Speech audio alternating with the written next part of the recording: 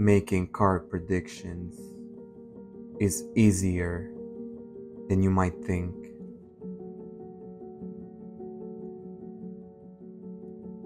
The magician starts with a normal deck of cards. He gives it to the spectator and lets the spectator shuffle the cards as much as he wants. Once the deck shuffled, the magician takes it back. He tells the spectator that he will predict 3 cards from the deck. He looks through the cards and makes his first prediction. To make his prediction, he will use cards from a blue deck. This is his first prediction. He takes the cards back and makes his second prediction. Once again, he uses a blue deck for his prediction. This is the second predicted card. He repeats the same process one last time and looks for his third predicted card. This is the third predicted card. Once the 3 predictions made, he no longer needs the blue deck. The magician gives the deck to the spectator and asks the spectator to break the deck in roughly 3 equal piles. To continue the trick, he turns over the first card of every pile and places them face up on the table.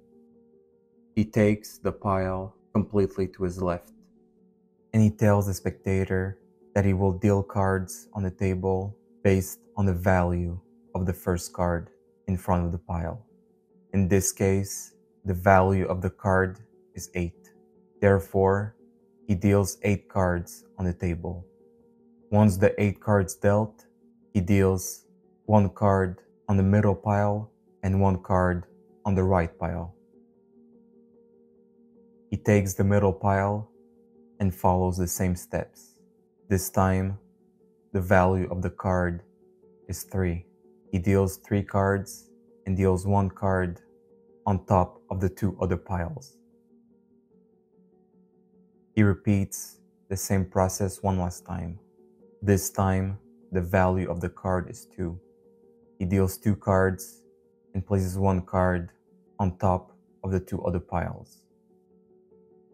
Once this is done, the magician no longer needs the face-up cards. He simply turns over the first card of every pile. He has the 9 of diamonds, the ace of spades, and the 10 of clubs. Now he asks the spectator if the 3 blue cards would match perfectly with the 3 red cards on the table.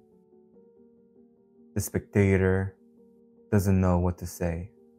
The magician simply shows the spectator that the 10 of clubs is perfectly predicted. The ace of spades is also perfectly predicted. And obviously, the 9 of diamonds is also perfectly predicted. How this is even possible?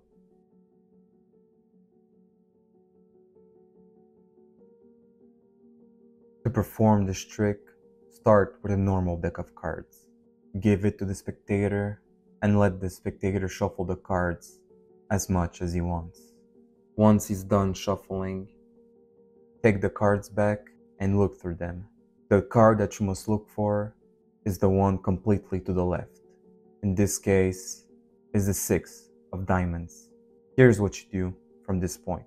Since the value of this card is 6, simply count 6 cards starting with the 6 of diamonds. Here's how. 1, 2, 3, 4, 5, and 6. The 6th card, starting from the left, is your first prediction. In this case, is the 8 of diamonds. In this tutorial, I'll use a blue deck for my predictions.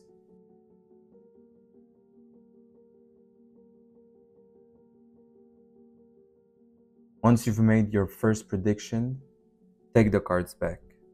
The second prediction will be the card to the right of the 8 of diamonds. In this case, is the 3 of spades. This will be your second prediction. One important note here, your spectator might notice that you're looking way too much on one side of the deck. To make it less obvious, look at the other cards from the deck, so the spectator will believe that you look at many cards and not just a few located in one side of the deck.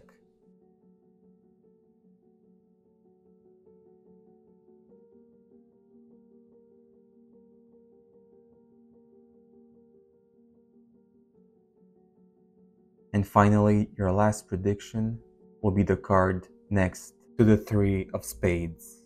In this case, is the King of diamonds. Once again, although you know this will be your next prediction, keep looking at the other cards so your spectator doesn't notice that you're looking way too much on one side of the deck.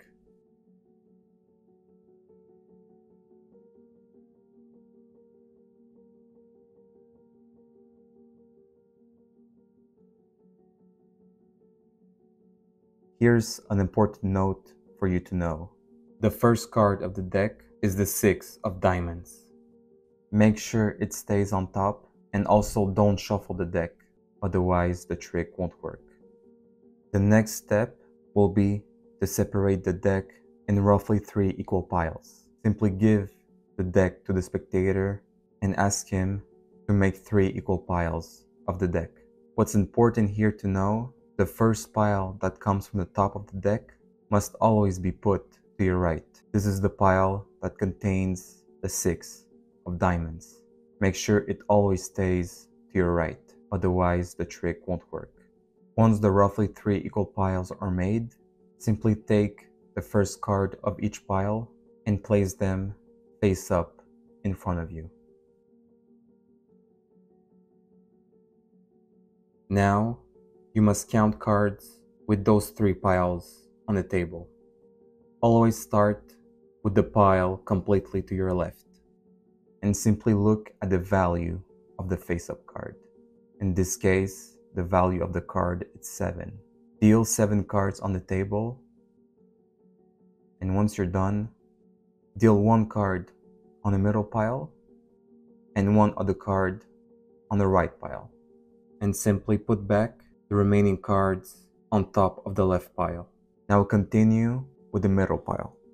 The value of the card is 12. Deal 12 cards, and once you're done, deal 1 card on the left pile and 1 card on the right pile, and put back the remaining cards on top of the middle pile. Follow the same process with the right pile. Deal down 6 cards on the table and deal 1 card on top of the 2 other piles, and put back the remaining cards on top of the right pile. Once you're done dealing cards, remove the face-up cards. They are no longer necessary. Simply turn over the first card of each pile and bring your predictions.